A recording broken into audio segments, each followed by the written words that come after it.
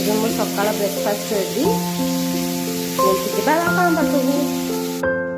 ବାପା ନିଅ।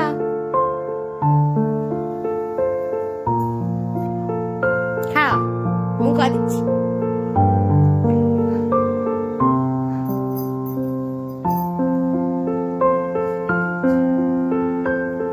कौन लगुच भला?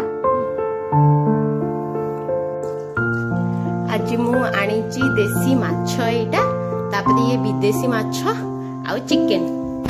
एबे बुआ को धोई दबो, तापरे पखाळ भात माछ भजा खाइबी। विदेशी माछ धोई के रखी देइची, चिकन भी धुआ हे जाइची।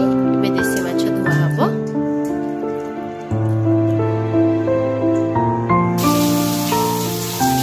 एबे मु आसीली माछ भाजीबा को।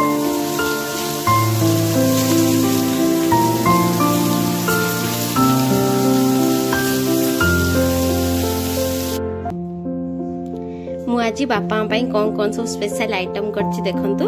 भात, पनीर तरकारी, कचंबर, आंबो, एटाला पोटल चटनी, देसी माछ तरकारी, चिकन तरकारी, आ एटाला देसी माछ बिहन भजा।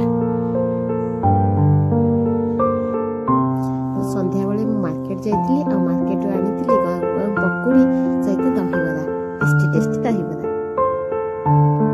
तापर मु डिनर रे करथिली रुटी सहित पोटल, कोबी, बैगण भजा आ छेना पोड़ टिके।